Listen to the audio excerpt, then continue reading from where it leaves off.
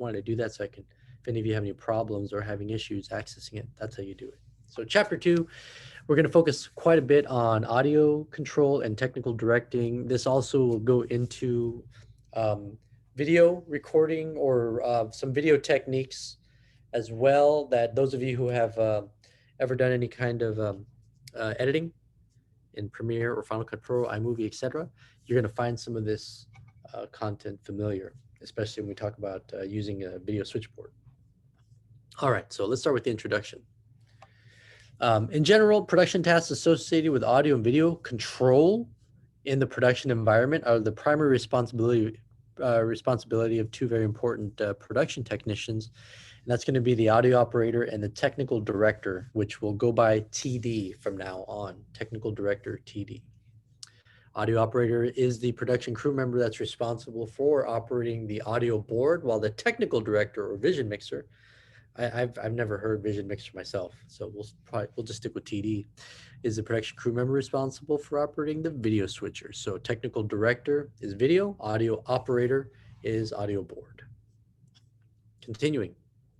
The primary job of audio is to control the audio program itself, and the program is the final mix of all the audio, including any special effects and all the various sources that's sent out for transmission or recorded for archive or to be transmitted later on. Now, the primary job of the technical director is to operate the video switcher.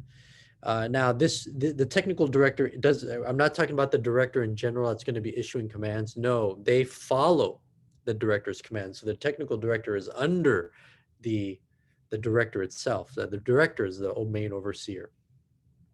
So they control that video program, but again, under the direction of the main director or just the director. So the TD is located in the control room, usually close to the director or within earshot, and they are manning, or they are on the video switcher.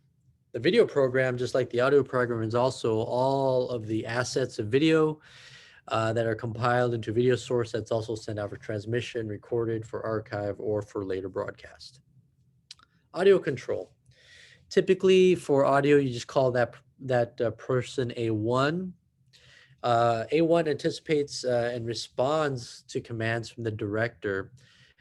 And again, if this is a show that you've been working on, once you've gotten your rhythm or flow, remember television and with shows, there's a usually a set manner which these things work. We're going to look at how programs are devised in a future lecture, but you'll see how once you kind of have one down, they're all sort of work pretty much in the same pattern. If you've ever watched TV news, you'll realize that there is a set rhythm to the way these things work. So that could be your homework. Watch a news program or two of them. You'll see how the top of the news happens at a certain time, the weather happens at a certain time, news happens at a certain time, et cetera, et cetera. Now, because the audio works with the director, they'll be able to anticipate typically what they want, and they will activate and mix audio sources to audio program as needed and on demand. To understand what audio does, you have to understand the basics of the audio board operation. The audio board itself is an audio selection device. And they're taking from an audio source of some kind. And an audio source is anything, any machine or device that generates an audio signal. So it could be an instrument of some kind all the way to a microphone. Common audio sources that they can select from include studio microphones like mic 1, 2, 3, etc. Audio file servers, audio from various video playback devices, digital video tape recorders or VTRs, digital disc recorders, DDRs, video file servers, which can be standalone or embedded in the video switcher. This is typically like a laptop or a computer that's connected to the switcher. Audio that comes from a satellite feed, from a microwave feed, from a CD player, or from the audio board itself that is functioning as an audio source. Any of you who have also worked production will know this next one called tone. That's a 1 kilohertz audio signal that's used to calibrate the audio board and the audio input of the recording devices. Typically, we use tone in film, or if you've ever done a show, to get a sense of the environment. In this case, this is used to calibrate the boards and the devices. The book goes into something called the lake of audio, which they're using as sort of an analogy to talk about this is what how audio is.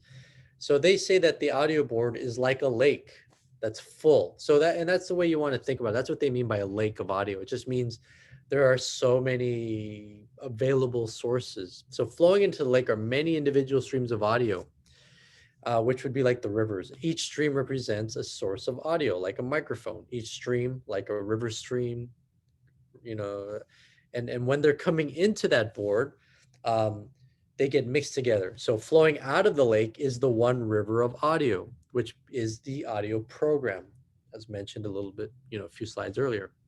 The final mix that is recorded or heard through the speakers of the television set at home. So it's everything that comes from all the, can think of the lake is in the middle, that's a switcher. Has all these rivers coming into it, and then at the very end of it, maybe it's a dam where you have your one feeder of water coming out. That's like your output. Input and output faders. These are on the mixing board. We're still talking about the board. So faders can control the in and out of flow of audio through the boards and knobs. Then you also have what's called a master fader. Say that fast 3 times. Bad joke, I know. A fader on the audio board that controls the signal strength of the audio program. This is, and now the master is very similar to that analogy earlier about this lake, and that the final audio program or the final mix is typically connected to the master. While in general, when we talk about faders in general, remember, every audio source has its own fader because you want to be able to mute each one if necessary. The input fader is a sliding knob on the board that controls the input signal strength of an individual audio source, or the gain. So that's the input. And this is just generic. This is the main one that controls all of them in one fader. And then this is the input, just talking about what an individual one is. Sources for audio. We have either mono, stereo, or the program itself. Mono is just one unique individual channel of audio. If you ever wondered when you hear it, what does mono sound like on a record player or on a film? That just means it's one channel of sound, while stereo are 2 unique separate channels of audio or sound. The way that it typically works, or in the way that they have worked in the past, mono contains the entire mix on both left and right, because you can have mono sound coming out of 2 speakers. With stereo, though, typically it means that you have certain items that have been mixed to one side or the other. The audio program is the output of the console from the actual mixer itself. Is typically a stereo or 2-line output. So it'll play on the left and right speakers, or if you have a television, on both of the left and the right side. For audio flow, we also have an output fader, which is a sliding knob or set of knobs on the board that controls the output signal of audio programs. So the output would be the opposite of the input, because this is controlling the input signal strength of an individual audio source. And this is controlling the output strength of the, it should be audio. I would normally say this is the, of an individual source, but then again, it doesn't really matter because it's all coming in. We just have one going out. So typically this is volume, but we'll have a different definition for that. Input and output must be considered to optimize the experience itself, gain and volume. So yeah, gain is the first one, and this is volume.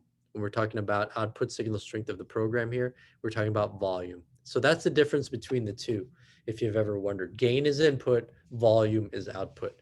Typically, we only talk about working in volume. I know this has been a problem with many people, or many people have been guilty of this, especially in video editing software, if you've ever been taught that. Most educators will only teach you controlling volume, but really you should work on gain first. Now, but however, gain is something that we typically work when we're on the set, when we're on production. Working with the Zoom recorders, you're going to focus on gain. Okay. Signal strength. Volume itself is a human perception of loudness. So again, the loudness of something, and that's usually on the output. The output. The signal strength is the measure, the specific measure. Volume is just the perception of it, but the strength itself is the measure of the electrical signal of video or audio signal. itself. It's a measurement of how much voltage is associated with the audio signal. So it has a very specific number. It's measurable. Volume unit is an analog measurement scale of audio signal strength, which we still use. The percentage of modulation, or PM, is a measurement scale of audio signal on a strength from a 0 to 1 scale, also in use. But the one that I typically use, I know when I'm editing, is decibel scale, the dB, which is the scale for measuring the strength of the audio signal itself. It's a digital signal flow is ideal at an average peak of negative 20 decibels. And the way that we measure that, or we see it being measured, it's backwards, uh, going to 0. So you count in negative numbers.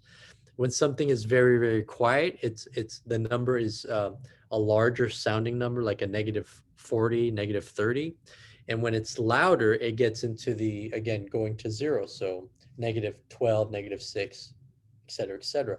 Those are typically the numbers that we look at, especially when we're talking about ideal volumes for capturing speaking parts. We want them in that sort of between negative 20, negative 10 range, and like peaking at 6, no higher than that. We'll talk more about that when in production. Control strength. Now, we have overmodulation. That is an audio signal that is too strong. The excess of electrical strength will distort the signal, and it will come off sounding, distorted.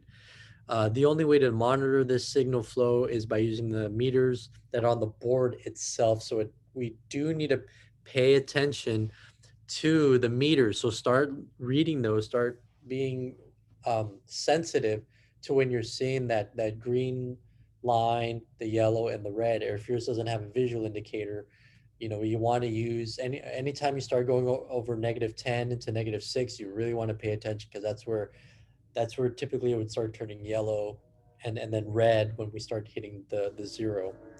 Each input fader will have a dedicated singular meter to measure incoming flow. So again, just like the river, each river has its own meter. However, that master output fader will typically have a dual meter, because it's the two channel, the left and the right, typically to measure the flow of the output, which itself is the audio program. Operations in audio. To adjust a high flowing source, the usual fix is to merely push the input fader down for that source. So working on the gain, you're limiting the incoming flow. You're working on the gain. As long as the source is not distorting at the capture moment, like a politician screaming into a mic, the signal should be easily attenuated by fading down. Again, that's the input, and we want to be able to bring that down. That's why if you ever see like a politician, for example, screaming, but you can hear them and they don't sound like they're being blown out, that's because the audio technician is there trying to bring down their audio. And that's the thing. Usually, if this is why you have a director who's like, why don't we get ready to drop the fader, or they know this person might be loud, so bring it down a little bit. And that's on the gain. Low audio sources. Now, we also have something called line source, and these terms might be familiar for any of you who have played with any type of recording on your smart devices or on your computer. You've seen these terms like line in or line source.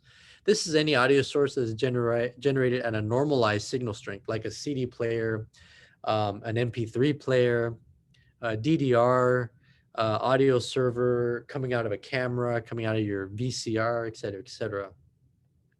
This will be different than the mic source, which is generated from a microphone, or audio generated from a microphone. Now, this is weaker than the audio generated by a line source by as much as 50 decibels, which is a lot. Mic sources need to be amplified. Again, this is why you sometimes, if you've been on production, you've heard that mic needs an amplifier before you can mix in with the line sources, because a mic source itself doesn't have power typically. Sometimes a microphone will have a battery unit and it has a built-in amplifier. That's why you put batteries in them. But sometimes they don't. And if they do, then that's where you have to make sure that the device you're recording on has something called phantom power, which we'll talk about in a second. Trimmer gain Again, this is the control on the board itself that permits the amplification of the oncoming signal, or again, you can drop the signal. But since we're talking about a low audio source, we're talking about being able to bring up that strength. So you'll amplify the gain in this instance. Signal processing. Here we're talking about the different options available to you when you're working on the audio itself. EQ, or equalization, you may have heard that. Back in the day, we had boom boxes that had all these little bars that went from like low to high. The left side was typically bass, the right side was typically treble. And you adjusted those to get your sweet spot. But the technical definition is the process of increasing or decreasing the sensitivity of certain or specific audio frequencies or groups of frequencies. Which is why if you ever played with equalizer, or if you ever gone through those menus, you'll see like, oh yeah, if they usually have settings for types of music, which will benefit from the settings. Anything from electrical music, or like techno music, to jazz music, to R&B music or hip hop, to rock music, um, jazz, etc., etc. The select is a feature on the audio console that activates or chooses an input fader for manipulation by the common and control interface. So this is just the selection key. Filtering is a function of the board that permits the isolation of a specific frequency and the removal of all frequency response above or below that point. We can also see filtering if any of you have ever used Adobe software like Audition. That does allow you to work on that.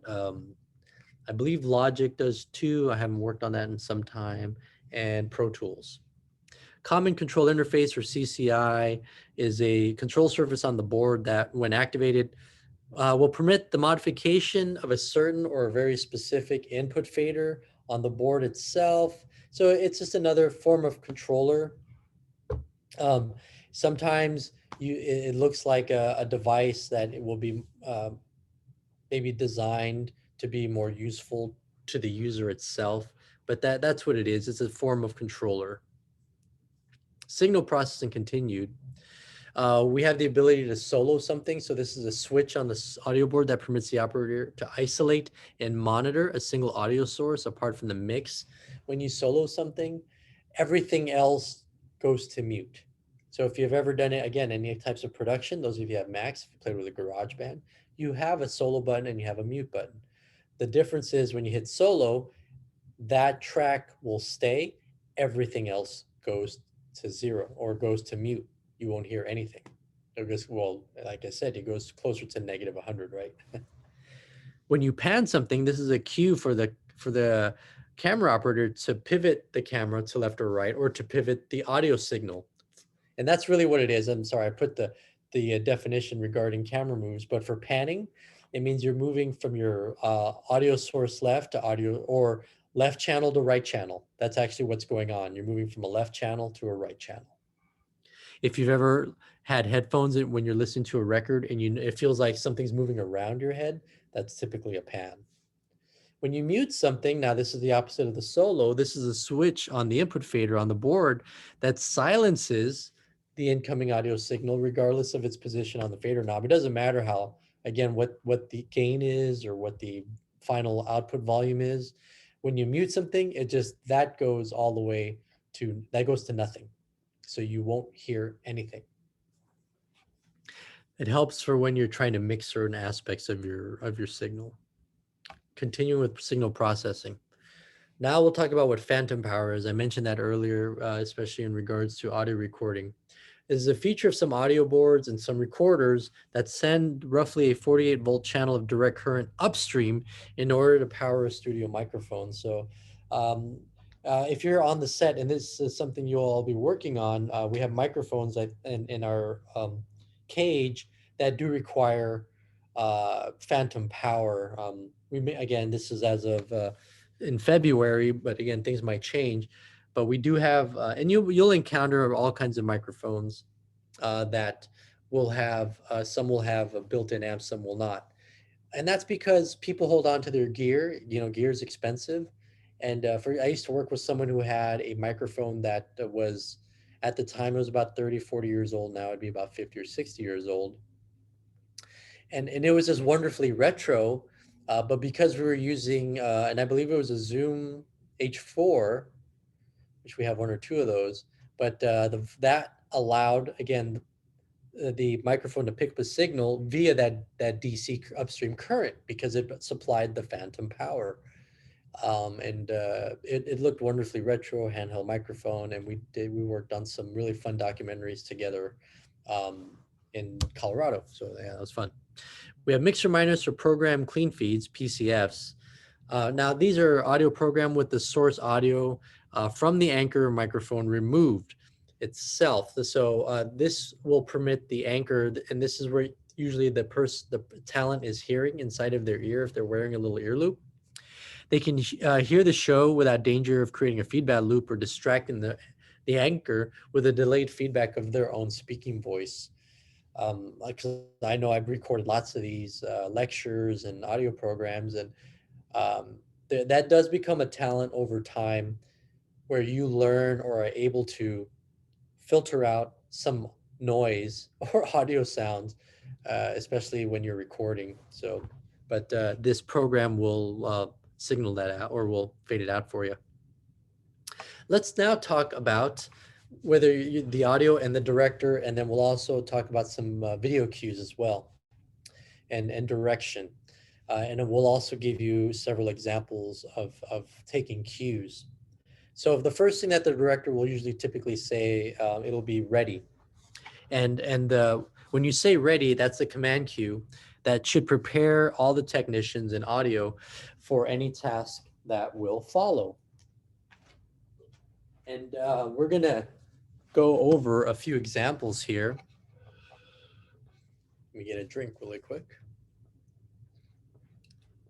So first example, we have a director saying, all right. And they won't say, all right. They'll just say, ready, camera one. And the aspect of a director, so if any of you have aspirations to get to this point, it's about an economy of language, simple, and if you're a director, depending on where you are, you may only be able to rely on audio cues, which means no one can, keep that in mind. Not everyone will be able to see you. So if there's a person or one of your directors, like your technical director or your floor director, they can't see you. You just have to make sure that your directions are clear and concise. So as an example, ready, camera one with your mic and cue. Audio one or A1 will identify the input fader of that relevant microphone. They check that the master is open, that master fader is open. Then the director will say, take camera one. When they say take camera one, mic and cue, that usually means go. So the audio will push the input fader up or cuts the fader on to a 0 mark and then adjust the fader position based on the output meter indication. Once the talent starts going, or whatever the audio is connected to, once you see it, you'll be able to see it on the meter, so then you can start to adjust it. So if it's too loud initially, you can bring it down, or if it's too quiet, you bump it up. Here's another example.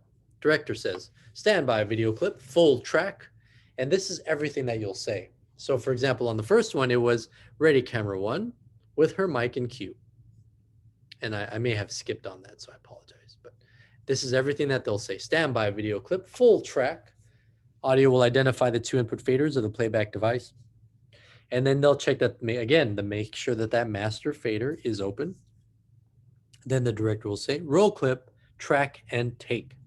They'll put both faders up to 0 marks or cut both faders on, and then adjust fader position on both based on output meter indication once again, depending on what the sound is. Here's a third example from a line source. Director will say, ready music from CD. Audio identifies the two input faders of CD player and cue CD track. Now, what that usually means is you cue the track, you push play, and then pause. So, because you want to make sure that it's ready to go. If any of you have ever done any DJing, this is pretty much like queuing up your next audio track that you're going to mix to when you're playing your music. Audio will check that the master fader is open, and the director will say, go music or go for sound or hit music. And the audio will push play on the player and then push both faders up to 0 mark or cut both faders on again. Then you adjust your fader based on output meter indication once again. Video switching, similar to audio, but a little bit different. And I'll tell you, I'll give you guys examples of how it's a little bit different. Video switcher is a video selection device. Common video sources, again, like the audio, that the technical director can select from include the studio cameras, like camera 1, 2, 3. External playback machines for pre-recorded video clips.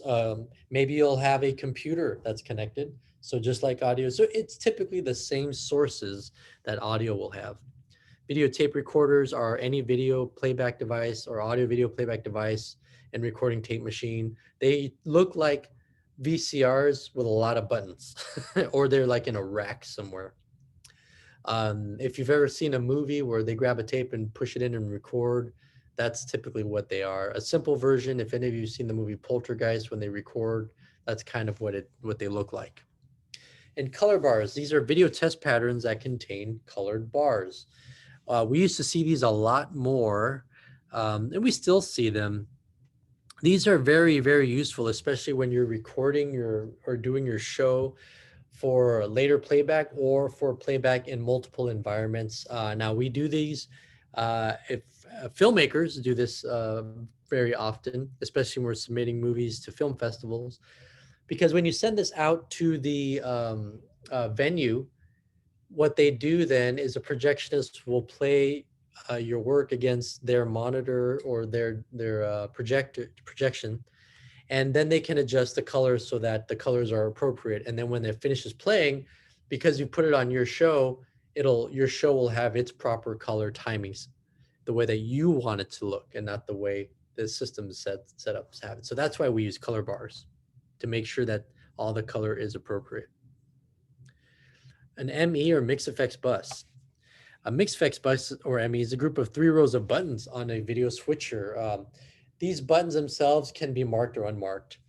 It's made up of a preview bus, which is a bottom row, a program bus, which is middle row, and a key bus, which is top row. Again, the buttons can be any number. Sometimes they all look alike, and they even can look like VCR buttons, like a backtrack, a play track, a forward track kind of look. What they control then is the preview, program, and key. Preview bus is a row of buttons on the video switcher that permits the direct selection of the preview video source. Program is a row of buttons that permits the direct selection of the program video source, and the key bus is the key selection of a key video source. So let's talk about each one specifically. Preview buses is the video signal that is on deck or next. It's not what we're watching, it's what we're going to watch. So this language will have, again, some similarity with post-production and video editing. Typically, we call it preview or source. That's what we're working with. So as an example, when the director wants to activate the signal to preview, she'll call the ready cue or standby cue. As an example, it's usually ready camera 1, or for the director, or as a command for the technical director to activate camera 1 in the preview bus. Or you can also say standby DDRA. So that's for the TD to activate the DDRA into the preview bus. And now savvy directors will use the term ready for cameras and the term standby for pre-recorded video clips. This is the difference between whether something's a camera or something is on a computer or on a VCR or on DVD, et cetera, whether it's a playback or whether it's live in a lot of ways. So ready for cameras, standby for pre-recorded material. And that's typically what that means. It's a pre-recorded material of some kind. The program bus then is what is live. So remember that the video program is a video signal that is hot or live. It is what everyone at home is watching when the studio is live, or the video signal itself that is being, that's got the final mix and is being recorded. It's important to be very careful with the buttons in the program bus, especially when you're live or in production. If you press a button in the bus, that video source goes directly to program, like automatically. In pre-production or post-production situations, like before or after the show, Technical directors will often select directly from the program bus for efficiency. At these points, there's little worry of accidentally selecting the wrong video source because it's already playing. And typically at this point, you've already preloaded what you want and what's safe, so you should be okay. Video background, or BKGD, which is background, is a primary dominant video source as used in preview and program. Now the key bus. Any key is a video layer, excuse me, that is independently selected and controlled from the video background. So the program video background is the video source selected in the program bus itself. The key source then is the video source associated with the buttons, specifically the buttons that are selected on that top row. Again, the key bus, that top row. Any video source can be a key. Any video source can be a background. Therefore, a video source can be keyed over any other. Commonly, graphics computers selected as a key source. This is what we use to composite effects over a program. So this is just a fancy way of talking about creating composites. If any of you have ever worked in After Effects or Photoshop and put something on top of another, that's really what we're talking about. It's the key. It's what's going to be put on top of everything else. If you've ever worked in After Effects or Premiere, you'll know that video layers are set up in a way so that the bottommost layer is going to be covered up by what's on top of it. And that's one of the main reasons also that video and audio are different. When you have multiple video layers, you only really see what's on top, unless it is a mask, or unless it's designed with a color, a chroma color that will become invisible, or that will be replaced by whatever the image is that's either below it or above it. Or that's below it, excuse me. And sort of that's the difference between video and audio. With audio, you don't replace audio with multiple layers. It just becomes additive. So that's a different way of thinking about video and audio. Video is not additive, audio is additive, which means the more audio you have, the louder something will sound. Digital video effects, DVEs. This is a special effects processor that's either embedded within or hooked into the video switcher, or video source. Excuse me. In this case, the video source is routed to the DVE, modified, and looped back to the switcher as a brand new source. So, like if you have a video source coming in from the field and you want to put, graphics on it, boom, that's what you use your DVE. Nowadays, it's usually a computer. The auxiliary bus is a single row or group of 2 rows of buttons in the video switcher that are selectively programmable. Now, typically you put it's like a shortcut for your often used effects, like your transitions or your title overlays. Macros in EMEMS or EMEMS or EMEMS. Again, not a term that I really use because I'm always a field guy, but a macro is another type of a shortcut, switcher-oriented computer program. It remembers a sequence of button pushes, so it can quickly create, or it replaces you doing several tasks by combining them into one button press. So if any of you have ever done any kind of shortcut in your smart device, it's very similar. Electronic memory is then, again, we usually don't call it, I've never really heard it as an MM or EMEM, but it's flash memory based storage device built into a video switcher. They save and recall switcher setups, or save and recall the state of the switcher. It's a way that it's like external memory in that sense, which would be like ROM, read-only memory, which stays permanent or can stay permanent. But since it's flash memory, you can always reprogram it. Auxiliary buses. Auxiliary buses are comprised of rows of buttons that are of either fixed functionality or programmable functionality. They can do one or the other. Routing to a switcher. This is a device that directs incoming audio or video signals to certain destinations, basically, or just called a router. Think of it as like the device that you use for setting up a Wi-Fi situation. The router itself is what separates out the signal into multiple, so that multiple devices can access it. So that's They're very, very similar. It just basically is funneling that signal. Signal flow or destination source. All switchers perform the same functionality in the end. If a bus has multiple functions, you must select or delegate the function designation first. What, in other words, what it does. So if it has the ability to do multiple things like, um, do an edit, do control audio fader, et cetera, then you have to tell it what to do first. As an example, if a key bus has key 3 selected as its delegation and you want to change the source feeding key 2, you must change the bus delegation to key 2 first, or you will change the wrong key sequence.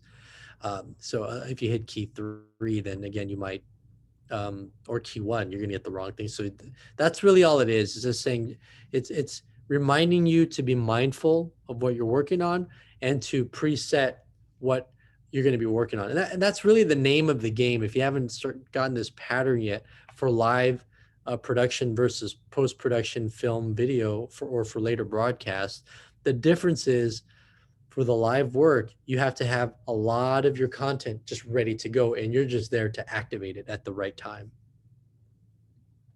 And here's more examples of that. Flip-flop switching. This is moving from preview to program. So queuing something up to making it live. Cut. This is an instant transition between two video sources. Wipe. It's another type of cut, but this is a transition that uses an effect separating outgoing video sources from incoming video source. And now this is a graphical transition because this is different than the dissolve, because the wipe, you have literally the entire video, one entire video layer replacing another one, while the dissolve is where one video source is gradually replaced via opacity dimming by another. So that's the difference between the two. One is complete graphical replacement. The other one, you drop opacity on one video layer and you bring up the opacity on the other video layer. Your fader bar paddle is a T-shaped handle in the transition area on the switcher itself that controls the different types of cuts or transitions like wipes and dissolves. And this one you typically see that on boards. It's the thing that sticks out that people push up and down. The latch is a type of video transition where the background and key are transitioned at the same time. So you'll get a complete new scene typically with a latch. Let's talk about cuts first. The process to cut a source from a preview to program is simple. And this is how you do it again, in the live show. The technical director makes sure the background button is active and the key button is not. So remember, the background is that preview that's ready to go. Technical director will select the source desired in the preview bus, then the press cut button in the transition area. The selected source will transition from preview to program automatically. Because you have it queued up and ready to go. So here's an example of how it might happen live. The director will say, ready camera 1 and take camera 1. So at the ready cue, then just like I just described, technical director will select the source desired in the preview bus. Well, basically, or they make sure that the background key is active and the key button is not. And then when they say take, you will press the camera 1 button. So when the technical director will say press the camera button when they're doing the preview, and at the take command, then you press the cut button, and that's an immediate transition. So that's the direct command for the TD to activate a cut transition when you say take. So the ready is cue it up, take is go. Keep those in mind. You're going to be using those. Dissolves. This is the process to dissolve to a source selected in the preview bus. Technical director makes sure the background button is active and none of the key button. Technical director will activate the mix button. This will deactivate the wipe button and set up the switcher so the next transition effect will be a dissolve. Again, you'll deactivate the wipe, set up the switcher. Technical director will then select the source desired in the preview bus. Again, remember, this is all preview. This is what's coming up. At this point, the TD will either punch the auto button or engage it, which becomes an automatic dissolve, or manually grasp that bar and pull or push the dissolve, depending on whether it's on the upright or on the down position. So here are the commands from the director. Ready camera one, we will dissolve. And dissolve. So they all say ready camera one, we will dissolve, dissolve. So at the ready cue, TD will press camera button one in the preview bus and prepare for the dissolve, just like described a second ago. When the TD says dissolve, then you push the auto button and then it will dissolve. The fader bar, if the director says ready camera one, we will dissolve, and I want you to pull or push it, then that means that TD has to use the bar, that one T bar, instead of the auto button to make sure that the dissolve happens. Again, this is all manual, so you can make it, you can extend it or you can make it go really fast depending on how fast or how hard you pull or push. Now, a note is warranted. We have this here about production terminology. The command to fade is often used interchangeably with the command dissolve. Now, I put some notes in here. The fade indicates that the transition is to utilize the black video source in a dissolve effect. The technical director can then fade to black or fade up from black, but cannot fade from camera one to camera two. Yeah, so the fade is usually used to, what we use in post-production and editing, we usually go dip to color or fade to color. So in this case, the usage is particular to director at hand and ultimately will vary. But in this case, using fade will mean you want to move to a black image with nothing on it. And then from there, you're going to go, you'll fade into the camera two. Let's talk about graphical cuts. In this case, a wipe or graphical transitions. In the wipe, wipes are engaged in almost the exact same manner as dissolves, but there's an extra step. For the wipe effect, selected in preview, the TD will make sure the background button is active and keep buttons are not. So just like before, TD will activate the wipe button. This will deactivate the mix button and set up the switcher so that the next transition effect will be a wipe. And now the TD can select wipe pattern. Here's the extra step. At this point, you can determine the pattern of the shape of the wipe. Depending on your switcher, you might have all kinds of novelty or silly shapes to choose from, like circles, squares, triangles, rectangles. The Simpsons has a joke with star wipes. Anyone who finds that and posts it, I will give you extra credit. Clock arms, like Batman. If any of you have seen the Batman show from the 60s where the images in the background will turn around like a clock. Straight line up, top, bottom, left, and right, and other machine digital patterns, you know, are common. I mean, and here is just a list of different wipes you can use.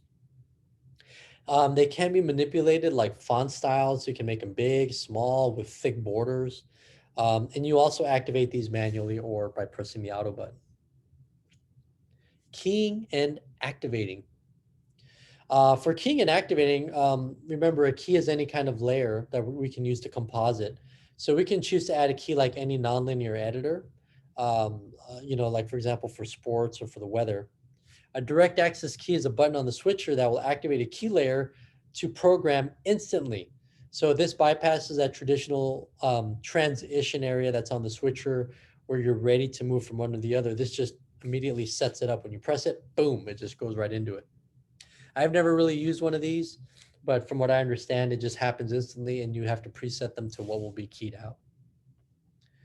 And here's the last part, directing a key. So typically the way that will go is director will say, these are all language that the director will use. They'll say standby downstream, downstream, ready to font, font, or front, front. I think that might say front. Ready to key, key. So you say ready and then you do it. So depending on how you direct, it will vary. You can say prepare, but you know, that's typical in terms of ready. That's what you'll typically hear. That's what I know I've heard anytime I've worked on different shows. That's typically what the language that goes on. So we did cover quite a bit of ground here, different types of directing and audio information, but we also talked a little bit about video signaling and video transitioning. They're very similar.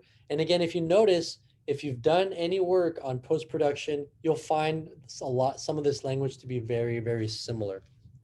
Not so different, and that's because uh, the ideas are almost the same. But this is also why when you're in a post production facility, working on a show that will be broadcast later, your effects can become much more sophisticated, because you have time and preview, and then you can always come back and work on something, you know, like for example, like any kind of CG character that we see quite a bit today on films and shows. So, and again, those are the big differences between the two, is that one is live and one is at whatever the deadline is.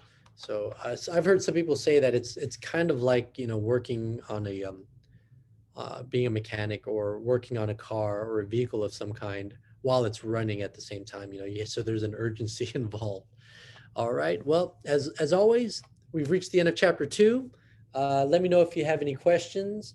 So again, go on to your lab and remember to take a look at discussions if there is one, and to post a response before the due date. All right, everyone, break a leg and have a very, very productive week. Take care.